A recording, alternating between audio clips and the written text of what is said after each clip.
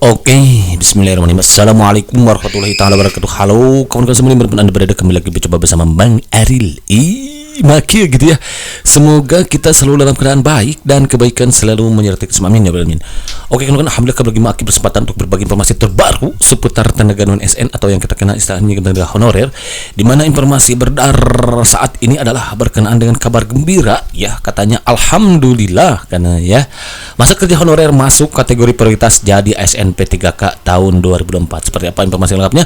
Mari kita simak videonya sampai akhir agar kita tidak misunderstanding dengan segala informasi yang beredar di alam jagat ini. Baik, untuk satu ketik gitu kan ya. Nah, informasi makin lansir sebetulnya makin sampaikan, maksudnya makin lansir dari bungko.desa.id. Jadi nanti kalau yang belum subrek silakan subrek terlebih dahulu, atau untuk memastikan kebenaran dari informasi yang Maki sampaikan ini silakan kawan-kawan meluncur ke kolom deskripsi, karena Maki biasa selalu menyertakan informasi yang Maki sampaikan itu di kolom deskripsi gitu, biar nanti kawan-kawan bisa mengecek sendiri kebenaran dari Maki informasi Maki sampaikan ini. Nah, informasinya adalah mengenai alhamdulillah katanya masa kerja honorer masuk kategori prioritas jadi ASN P3K tahun 2024. Ini diposting pada hari Selasa. Wah, tadi pagi berarti ya. 11 Juni sekarang tanggal berapa nih? Iya betul, 11 Juni sekarang. Berarti tadi pagi kawan-kawan jam 3 pagi ini waktu Indonesia bagian tengah nih. Redaksi editor ya 11 Juni kawan-kawan. Oke, kita simak videonya ya. Dalam sebuah keputusan katanya BKN telah menetapkan bahwa hanya tenaga honorer yang memiliki masa kerja tertentu yang akan diangkat menjadi P3K tahun 2024 ini. Ya memang kawan-kawan diprediksi masa kerja itu akan menjadi prioritas ya di PP nanti kan. Dasarnya undang-undang ASN dulu ya, dasarnya undang-undang ASN nomor 20 tahun 2023. Nah dari sini nanti akan diturunkan PP turunannya. Nah PP turunan ini nanti akan mengatur bagaimana mekanisme penyelesaian seluruh tenaga non ASN yang jumlahnya mencapai 1,7 juta dan sedang validasi dan verifikasi saat ini ya. Nah dari PP turunan ini kemungkinan nanti akan ada di sini prioritas kawan-kawan. Nah, yang jadi kemungkinan prioritas diantaranya adalah masa kerja gitu, masa kerja, kemudian juga usia, ini akan masuk ke sini nih. Kemudian juga kinerja atau prestasi gitu kawan-kawan. Prediksinya seperti itu sih nanti akan masuk ya. Tapi untuk kepastiannya kita tunggu aja PP turunannya. Masa kerja ini menjadi syarat utama untuk diangkat menjadi P3K, betul ya. Memang di aturan sebelumnya sudah disampaikan bahwa masa kerja itu minimal 31 Desember 2001. Itu 1 tahun kalau tidak salah kalau tidak salah ya, Maki lupa lagi nih. Jadi per 31 Desember 2021 kawan-kawan sudah harus memiliki masa kerja paling lama paling sedikit 1 tahun. Berarti ya 31 Desember 2020 kawan-kawan sudah bekerja gitu ya. November lah biar lebih aman gitu. Mereka ini yang bisa kemarin berhasil masuk ke pendataan database BKN gitu. Artinya hanya tenaga honorer yang memiliki masa kerja minimal 1 tahun pada tanggal tersebut yang memenuhi syarat untuk diangkat, betul. Seleksi untuk pengangkatan tenaga non honorer menjadi P3K akan dilakukan melalui CASN 2004 ya. Ini jadi tetap kawan-kawan akan melalui tes ya, CAT. Kawan-kawan wajib ikut CAT karena CAT adalah tadi sebagaimana sering Maki sampaikan, dia adalah gerbang untuk kawan-kawan bisa masuk menjadi P3K. Nah, dari sini kalau kawan-kawan ikut CAT maka kawan-kawan nanti akan diarahkan menjadi P3K full time ya, full time. Dan P3K part time, gitu ya kawan-kawan. Ini harusnya sudah selesai per Desember 2004. Kawan-kawan yang ikut CAT nanti walaupun sifatnya formalitas tetap akan ada perankingan kawan-kawan ya. Nanti yang lulus perankingan akan diarahkan menjadi full time, yang tidak akan menjadi part time, tapi semuanya akan mengantongi NIP.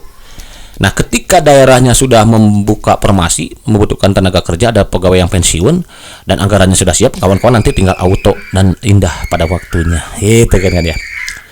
Lanjut, seleksi ini kemungkinan besar menggunakan CAT, betul. Oke, 1,7 juta tuh tenaga honorer yang sudah masuk database. Tapi ini harus melalui verifikasi dulu. Sekarang saat ini pemerintah sedang melakukan verifikasi dan validasi kawan-kawan.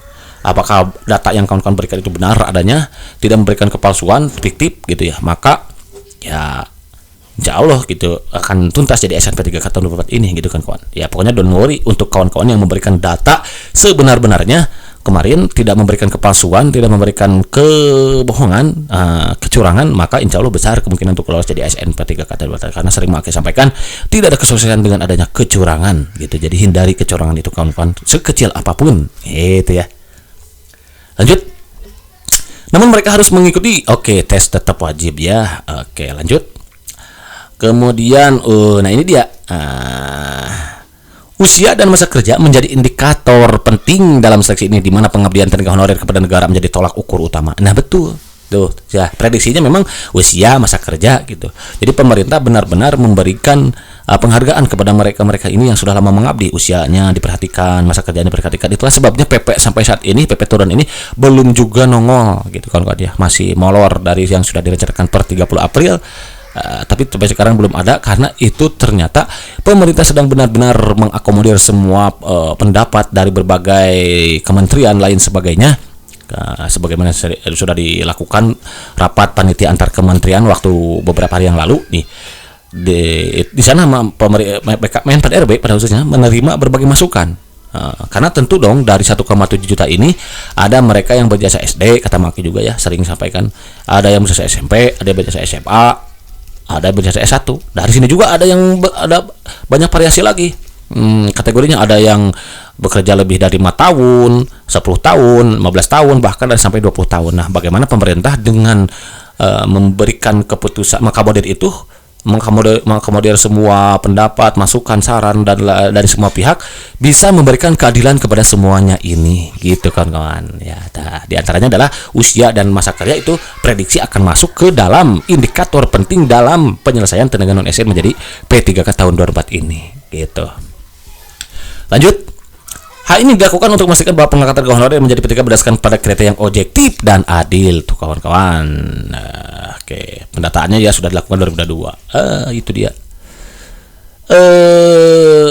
Kita sebagai lanjut lah. Jadi dengan demikian pengumuman pengenai informasi dan seleksi akan itu dia ya. Kemudian untuk memastikan kebenaran dari informasi masa depan ini, Maki juga mencoba melansir informasi dari www.klikpendidikan.id. Nanti kawan-kawan yang belum subscribe juga silakan meluncur ke sana ya. Atau kawan-kawan juga tadi boleh meluncur ke kolom deskripsi Maki, nanti tinggal diklik linknya aja ya untuk memastikan kebenaran dari informasi Maki sampaikan. Ini kabar gembira katanya. Junimat Girsang sepakat honorer dengan masa kerja kurang dari 10 tahun akan diangkat menjadi P3K 24 tanpa syarat. Ya, tapi ini dapat tanda tanya nih. Ini posting oleh Bang Arif Nur Arifin. Halo Bang, salam kenal dari Bang Aril. Terima kasih ya. Kamis ternyata sudah lama nih.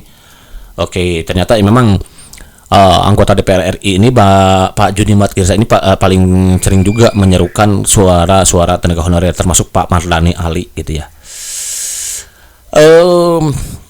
Junimat sangat sebetulnya ini pakai potong-potongnya informasi ini nanti untuk memastikan kebenarannya, pakai ambil poin-poin yang penting saja. Nanti kawan-kawan silahkan meluncur aja sendiri ke linknya. Sebagai Wakil Ketua Komisi 2 DPR RI mengungkap masa kerja honorer yang kurang 10 tahun bisa diangkat. Ya, memang masa kerja itu ketahuan ya.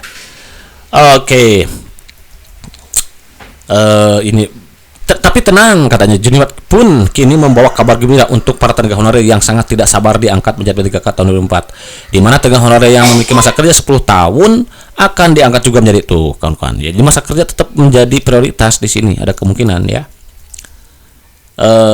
Tapi ingat katanya bahwa masa kerja tenaga honorer kurang 10 tahun ini harus terus-menerus tanpa ada bolong. Nah, ini kuncinya. Jadi kalau kawan-kawan kemarin sudah lama mengabdi, ya kemudian tidak bolong-bolong, tidak putus-putus, besar kemungkinan untuk lolos P3K tahun 4 selagi lolos verifikasi dan validasi gitu. Jadi tetap kuncinya harus lolos verifikasi dan validasi. Jadi kalau ada yang bolong-bolong, misalkan pada saat kawan-kawan mengabdi itu kemarin tertarik dengan seorang wanita, misalkan menikah ke luar negeri dengan orang bule, misalkan ya. Nah, bertahun-tahun di sana. Nah, itu kecil kemungkinan untuk bisa lolosnya, kawan-kawan ya. Jadi mereka yang tanpa putus-putus, tidak bolong-bolong, ya bekerja terus-menerus, itu yang besar kemungkinan lolos jadi ASN P3K tahun 2024 ini. Sebelumnya katanya nih, telah kita sepakati bahwa tenaga honorer yang sudah bekerja 5 tahun berturut-turut tanpa putus wajib diangkat menjadi P3K tanpa syarat. Hanya memang harus melalui verifikasi ketat yang menunjukkan bahwa benar ia bekerja sebagai tenaga honorer di suatu instansi selama kurun waktu 5 tahun tanpa putus. Ungkap Junimat Girsang pada kesempatan resminya di kantor regional Medan ini 1 Desember. Udah lama ya memang. Memang waktu itu kan sempat ada perdebatan juga ya. Jadi ada desakan dari DPR waktu itu bahwa tolonglah katanya yang sudah lama mengabdi jangan ada tes itu dan sebagainya. Namun hal itu dijawab langsung oleh Pak Menpan RB. Kata Pak Menpan, tes ini CAT ini tetap harus dilalui oleh semua tenaga non ASN. Makanya chat ini sifatnya formalitas katanya. Jadi semua akan besar kemungkinan untuk lolos ya. Jadi P3K full time ataupun part time. Nah, itu saja hanya barangkali kawan-kawan ya. Jadi walaupun formalitas nanti kawan-kawan harus belajar dengan sungguh-sungguh karena di sana yang akan menentukan kawan-kawan diarahkan menjadi P3K full time dulu atau masuk ke part time gitu. Walaupun pada akhirnya nanti kawan-kawan akan indah pada waktunya gitu ya. Lanjut. Kemudian juga melansir informasi dari www.ayobandung.com untuk memastikan kebenaran dari informasi yang berkenaan dengan masa kerja ini. Informasinya adalah berkenaan dengan pengangkatan tenaga honorer jadi P3K 24, semuanya bakal diangkat, bakal dapat satu identitas khusus katanya. Oh, bukan diangkat, sorry ya. Bakal dapat satu identitas khusus, Anda wajib tahu katanya. Ini boleh diposting oleh Mbak Adisa Pratama, Bang Adisa ya kayaknya. Senin kemarin ini kawan-kawan ya. 15. Oke, lanjut. Apa saja sih syarat khususnya? Oh, ini makin sengaja juga ambil yang poin-poin pentingnya saja ya. Satu, terdaftar dalam database. Nah, ini dia. Ini adalah the key kata Maki juga ya. The key jangan pakai L, kan pakai jadi the key L. Bahaya. Jadi kuncinya harus terdaftar dalam database kawan-kawan. Ya, makanya yang terdaftar dalam database yang jumlahnya 1,7 juta dan lolos verifikasi validasi, besar kemungkinan untuk kawan-kawan menjadi ASN P3K ini. Kabar gembira, tinggal banyakin doa dan usahanya saat ini gitu kawan-kawan ya. Kemudian memiliki masa pengabdian tertentu tuh, jadi masa kerja kemungkinan masuk juga prioritas dan tidak melakukan pelanggaran disiplin. Nah, ini jangan melakukan kejahatan itu kawan-kawan ya, karena bagaimanapun kejahatan itu nanti akan merugikan diri sendiri gitu kawan-kawan. Selain merugikan orang lain, sebetulnya juga merugikan diri sendiri gitu. Itu sebabnya kawan-kawan tentunya harus bersiap diri menghadapi seleksi P3K tahun 2004 ini. Jadi maksud Maki itu adalah bahwa kawan-kawan yang terdaftar dalam database kemudian memiliki masa pengabdian tertentu, besar kemungkinan untuk lolos. Dan jaga tuh sikapnya dari sekarang ya. Jadilah ASN yang berakhlak gitu ya. Kenapa? Karena nanti ternyata ada sikap juga diperhatikan di sini kawan-kawan. Kalau kawan-kawan melakukan pelanggaran disiplin itu sangat kecil sekali untuk bisa lolos jadi ASN P3K tahun 2004 ini. Nah, itu saja barangkali kawan-kawan yang bisa Maki berikan dalam kesempatan ini, mudah-mudahan bermanfaat. Dan jika ada yang mau didiskusikan, silakan kawan-kawan tinggalkan pesannya di kolom komentar. Jika ada waktu memungkinkan, insya Allah nanti Maki akan bahas satu persatu. Oke, thank you for watching. See you next video. Assalamualaikum warahmatullahi wabarakatuh.